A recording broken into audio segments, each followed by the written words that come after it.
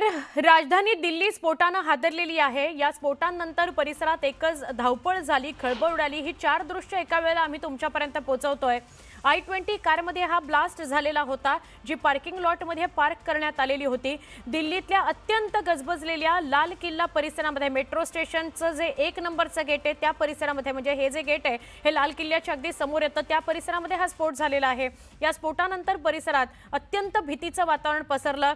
अनेक लोकांना लक्षातच आलं नाही की नेमकं काय होतंय, कारण रस्ता हादरला, इमारती हादरल्या आणि ही सगळी दृश्य स्फोटानंतरची आपण या चार दृश्यांमध्ये बघतो आहोत।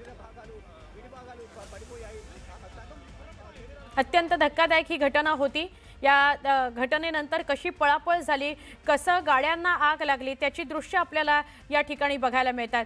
लोकांना काही कळायच्या आत फक्त आवाज त्यांच्या कानावर पडला आणि त्यानंतर आगीचे लोट त्यांना बघायला मिळाले। त्यामुळे ते प्रचंड घाबरले आणि मग अरे भागो भागो अशा घोषणा किंवा अशा मोठमोठ्याने आवाज करताना लोक आपल्याला बघायला मिळतात।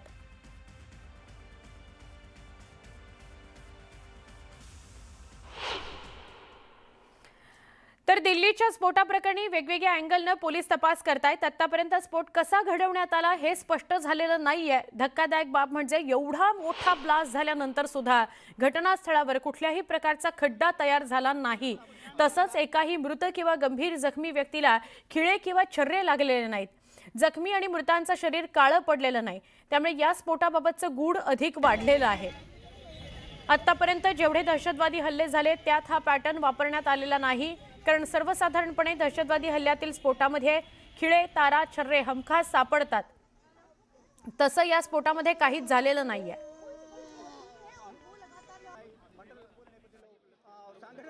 చాలా మంది చనిపోయారు। శరీర భాగాలు విడి భాగాలు పడిపోయాయి।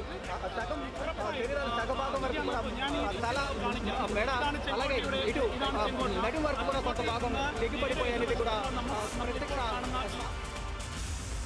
आता आपण स्फोट कसा घडवला यावर नजर टाकूया। स्फोट झाल्यानंतर घटनास्थळावर नॉर्मली खड्डा पडतो, पण तसा काल जो ब्लास्ट झाला त्यानंतर पडलेला नाहीये। अशा प्रकारचा ब्लास्ट होतो, त्यानंतर खिळे, छर्रे घटनास्थळी हमखास आढळून येतात, पण काल तसे खिळे किंवा छर्रे आढळून आलेले नाहीत। कुठल्याही मृत व्यक्तीच्या शरीरात पण नव्हते।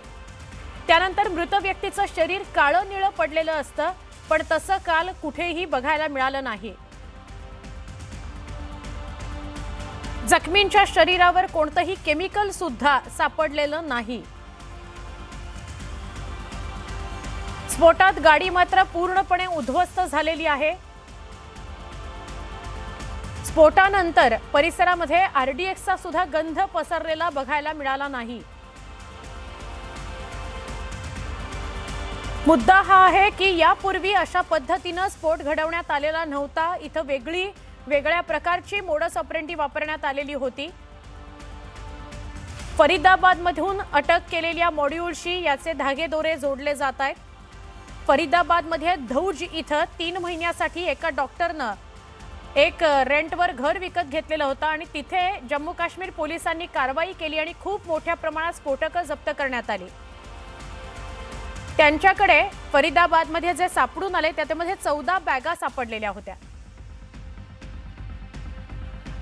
आता आपण सविस्तर या सगळ्या घटनेसंदर्भात जाणून घेऊया की काल नेमकं काय काय घडलं। दिल्लीमध्ये I-20 कारचा ब्लास्ट झाला। कारवर नंबर प्लेट होती HR-26 CF 7674। हरियाणाची ही गाडी होती। पुलवामामध्ये शेवटची विकली गेली। कार मालकाचं नाव काय तर मोहम्मद सलमान। गुरुग्राम मधून मोहम्मद सलमान याला ताब्यात घेण्यात आलंय, ज्याची ही कार होती। दिल्लीतल्या ओखलामध्ये कारचा व्यवहार झाला होता। संशयित आरोपी नदीमला कार विकली गेली अशी माहिती मोहम्मद सलीमने दिली। पुलवामा मधला हा नदीम, ज्याला ती विकली गेली होती, त्या I-20 कारचं पुलवामा कनेक्शन सुद्धा समोर आलेलं आहे, कारण सगळ्यात शेवटची ती पुलवामामध्येच विकली गेली। कारचा जुना मालक तारिक पुलवामाचाच राहणारा होता अशी माहिती मिळते।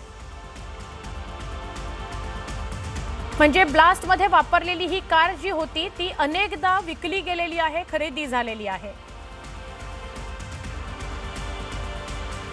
आता लाल किल्ल्याजवळ नेमकं काय घडलं ते आपण बघूया सविस्तरपणे। लाल किल्ला मेट्रो स्टेशन जवळ कारचा ब्लास्ट झाला। गेट नंबर 1 जवळ I-20 कारमध्ये हा ब्लास्ट झाला। 6:42 ते 45 मिनिटांच्या दरम्यान अत्यंत शक्तिशाली असा ब्लास्ट होता आणि या स्फोटानंतर आसपासच्या कार सुद्धा जळून खाक झाल्या। गर्दीच्या ठिकाणी स्फोट झाला, त्यामुळे मृतांचा आकडा वाढण्याची भीती आहे। आतापर्यंत 9 जणांचा मृत्यू झालेला आहे। परिसरातल्या इमारतींच्या काचा या ब्लास्टमुळे फुटल्या, म्हणजे या ब्लास्टची तीव्रता किती असेल याची आपल्याला कल्पना येऊ शकते। काही तासांपूर्वीच दहशतवादी मॉड्यूलचा पर्दाफाश झालेला होता। फरीदाबादमधून 14 ते 13 बॅग्स ज्या होत्या त्यातून 2900 किलो स्फोटकं हस्तगत करण्यात आलेली होती। संपूर्ण परिसरात सर्च ऑपरेशन केलं जात आहे। आता बघूया की दिल्लीत नेमकं काय घडलं, तो घटनाक्रम आपण कालचा समजून घेऊया। तर संध्याकाळी 6:52 लाल किल्ला मेट्रो स्टेशन समोर सिग्नलवर I-20 कार येऊन थांबली। गर्दीची वेळ होती, त्यामुळे रस्त्यावर प्रचंड ट्रॅफिक होतं आणि अचानक सिग्नलवर थांबलेल्या कारमध्ये ब्लास्ट झाला। भयंकर असा ब्लास्ट, ज्यामध्ये 9 जणांचा मृत्यू झाला। हा ब्लास्ट इतका मोठा होता की आजूबाजूच्या कार जळून खाक झालेल्या आहेत।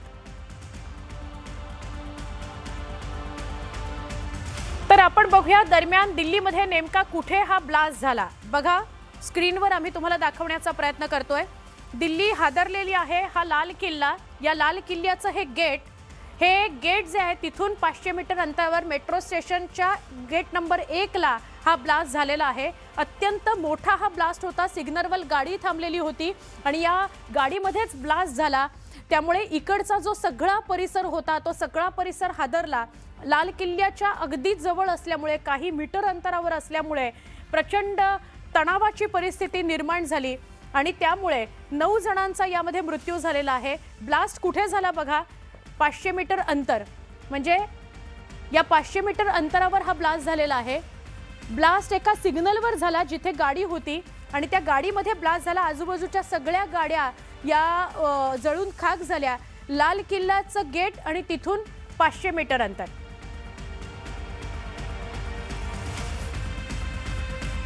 तर या ब्लास्टमध्ये एकूण 9 जणांचा मृत्यू झाला। किती मोठा हा ब्लास्ट असेल बघा, मृतांचा आकडा वाढेल अशी भीती व्यक्त केली जाते। दिल्लीमध्ये 20 जण जखमी झालेत या ब्लास्टमध्ये। या जखमींची नावं आता समोर आलेली आहेत। कोण कोण जखमी झालं त्यांची नावं आम्ही देतोय। शाइना प्रवीण, शिवा जयस्वाल, समीर हर्षल, आजाद जोगिंदर, भवानी शर्मा, गीता प्रसाद, विनय पाठक, विनोद सिंह, शिवम झा, मोहम्मद शहनवाज, अंकुश शर्मा, मोहम्मद फारूक कादिर, तिलकराज चंद, मोहम्मद साफवान, मोहम्मद जैनुद्दीन आणि किशोर लाल अशी 20 जण यामध्ये जखमी झालेली आहेत। मुळात आधी काय घडलंय हे कळायच्या आत ती जखमी झालेली होती, रस्त्यावर पडलेली होती। खूप मोठ्या प्रमाणात हा ब्लास्ट झाला, त्यानंतर रडताना आक्रोश करताना आपल्याला माणसं बघायला मिळत आहेत।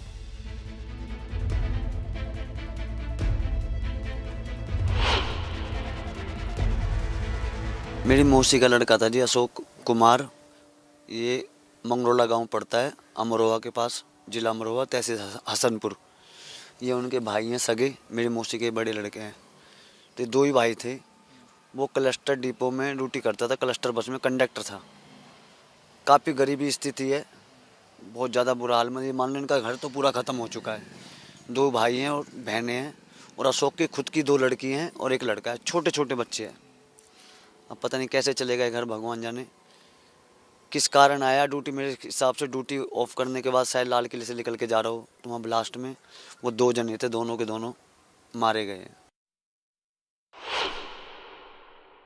घर नहीं गया, फ़ोन मिलाया नहीं मिला। फिर उसके बाद में 11 बजे रात में किसी ने फ़ोन उठाया, फिर बताया कि इमरजेंसी में आ जाइए, इमरजेंसी में। अब फ़ोन किसने उठाया ये नहीं पता, किसने उठाया फ़ोन। फिर वहाँ से यहाँ आए, पहचान करने के लिए बात हुई, तो इतने आसान से तो घुसने नहीं दिए। फिर 12 बजे रात में करीब अंदर जाने दिया पहचान करने के लिए। अब डेड बॉडी मिली है, पोस्टमार्टम बता रहे हैं कि हो रहा है।